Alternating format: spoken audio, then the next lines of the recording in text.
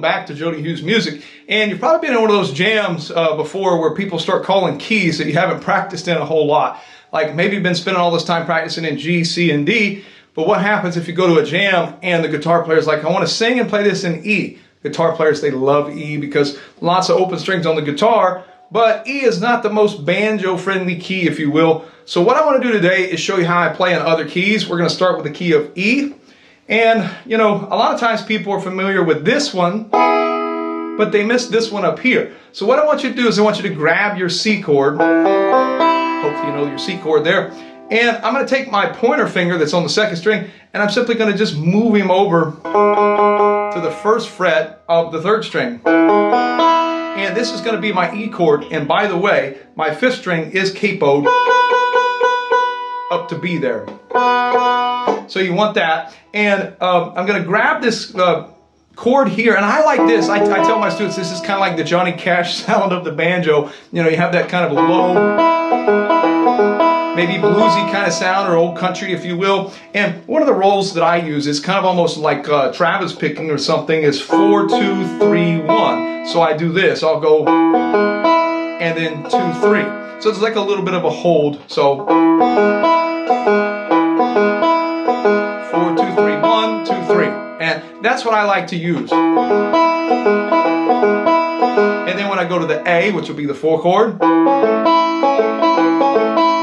then B, you can just move up. So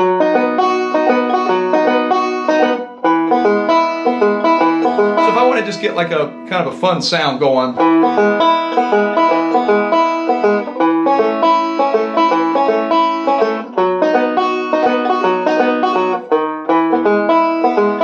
And it's got a little bit of a kind of a guitar pitch to it there, you know, a little bit of that kind of sound. Another way you can play the B, this is something that I think I learned off of J.D. Crowe in Old Home Place one time in a live concert actually. If you'll grab your D7 there, you can actually get a B7 by bringing your pointer finger across to the first string. So you get, I'll name it from high to low. It's 1, open, 2, and you get this B7. And that gets you more of that kind of blues sound too.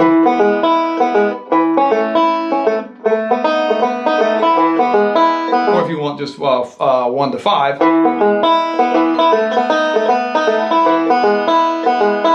So those are some rolls. I'm also just a big fan of, you know, sometimes the simplest answer is the best answer. So I'm also a big fan of just playing 3, 2, 1, 3, 2, 1, 3, 1, which is like your forward roll. And I'll do...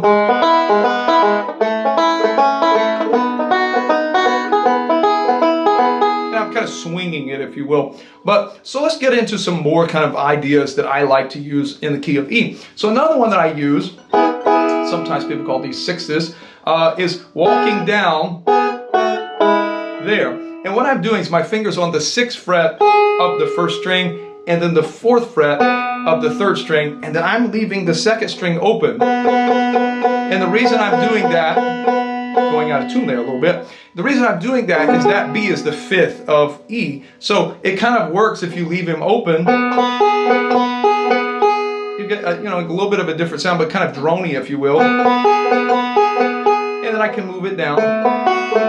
That's just a passing chord. And then finally back to my original E here. So here's kind of a nice little E lick.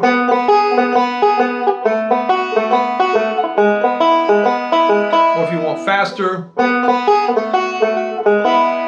you change up the timing all sorts of ways. And I'm just kind of using that drone,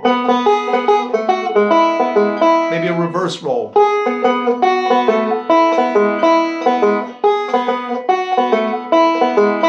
So those are some kind of sounds that I use on the E. Likewise, when I get to the B chord, instead of just barring sometimes, I'll do this, and I think J.D. Crowe does this a little bit in Old Home Place, is I'm on the 4th fret of the 3rd string and then the 4th fret of the 1st string, and once again I'm just rolling.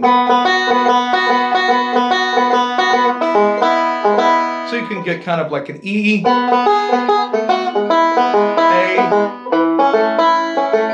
now B with the open, and I'll put a little slide on it. You know, and that just kind of gets us out of, like, if you're up here, you can kind of get choked off with the sound, and maybe you want a lower sound. I think it was John Hartford. He kind of has a lot of kind of lower sounds in his playing. You know, even sometimes tuning the banjo different. But for us, if we're going to play an E, it's not that it's hard. It's just that it's not used as much. So you got to practice it.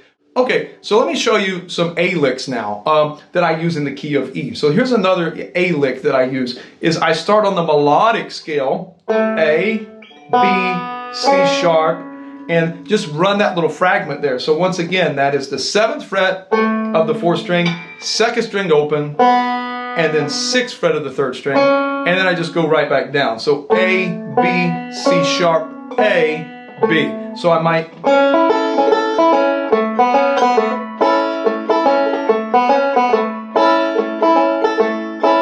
Okay, now if you want to go further up the scale, you can actually keep going. You can go A, B, C sharp, D. Now that D is not in the key of E, but it is in the key of A. So we're using that. And then the E there. And you can walk up. So if I'm in the key of E once again.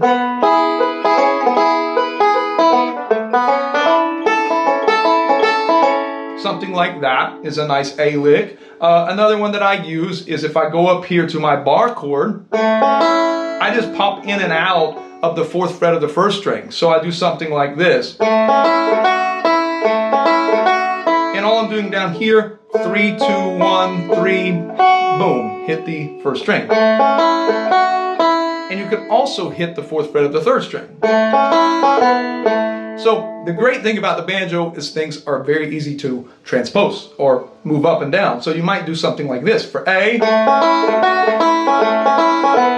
B, and then you can go to your E there, something like that. So if I kind of just demonstrate with these new licks, I might, I don't know, let's start with this E, A,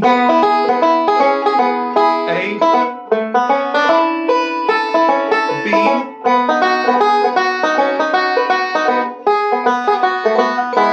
I was using my thirds.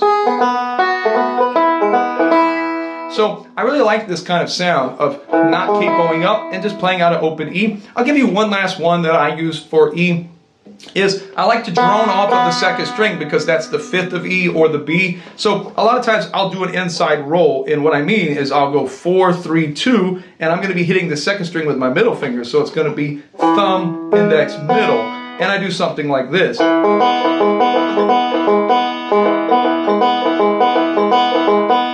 And this can be moved. So if I move up to the 6th fret of the 4th string and then the 4th fret of the 3rd string, it's kind of like the lowest 2 notes of my E chord. I can keep that inside roll going. I'm